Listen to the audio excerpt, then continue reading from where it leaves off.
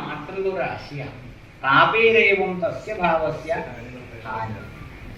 അപ്പോ ശരിക്ക് രാശിയെ ദുഷിപ്പിക്കുന്നത് അഥവാ ദുർബലപ്പെട്ട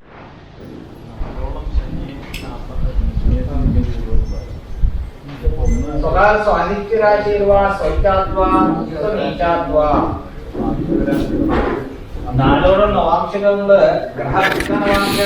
നവാംശകൊണ്ടല്ലേ ഉള്ളൂ. അതിന്റെ പ്രാധാന്യത ഇപ്പൊ നാലോളം ശാസ്താവൊക്കെ ഉണ്ടാവാം. പക്ഷെ അതിൽ ഏറ്റവും പ്രധാനമായിട്ട് മീനത്തിലെ സ്ഥിതിയും കർക്കടത്തിലെ നവാംശവും.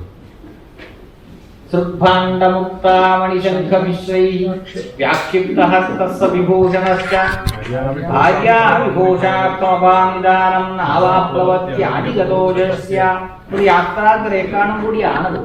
സഞ്ചാര സ്വഭാവമുണ്ട്. സുഖിന്റെ സുഖത്തിന്റെ ഉപയോഗം പിന്നെ ഇതൊക്കെ കയ്യിൽ പിടിച്ചിട്ട് യാഗോപകരണങ്ങളായ വസ്തുക്കളെയൊക്കെ കയ്യിൽ പിടിച്ചിട്ട് അതിന്റെ കനം കൊണ്ട് കൈ കുഴഞ്ഞു പോയ വ്യക്തിയാണല്ലോ അദ്ദേഹം. ഹര്യാഘോഷാർത്ഥമായിട്ട് ഈ ദേവി ആരൂഢം തന്നെ കന്നിരാശിക്ക് വീടാമന്തരചാരു വീക്ഷണകരി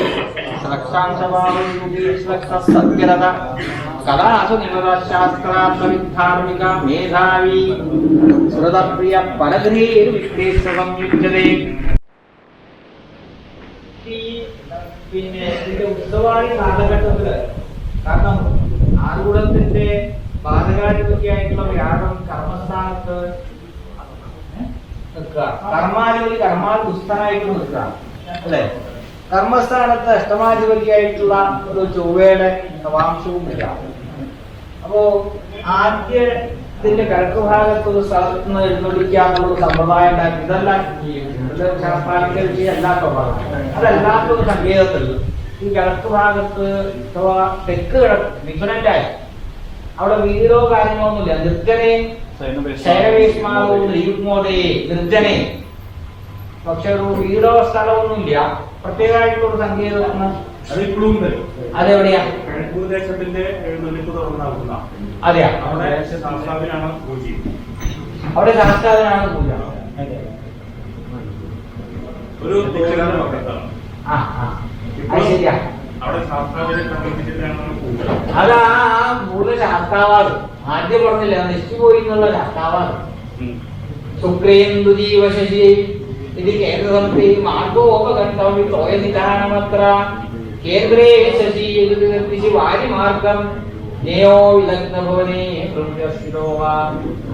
അതാണ് ആ തോടും ഒക്കെയുള്ള സ്ഥലത്തിന്റെ അടുത്താണ്. അവിടെ അമ്പലവും കാര്യങ്ങളൊന്നും ഇല്ല.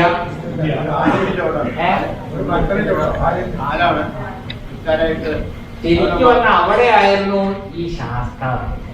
ഏത് ക്ഷേത്രം അവിടെ വെച്ചാൽ ആ സ്പോട്ട് അത് നടത്തല്ല. ആ സറൗണ്ടിൽ ആയിരുന്നു ആ ക്ഷേത്രം. അത് നശിച്ചു പോയതാ അല്ലേ. ശ്രീരാമ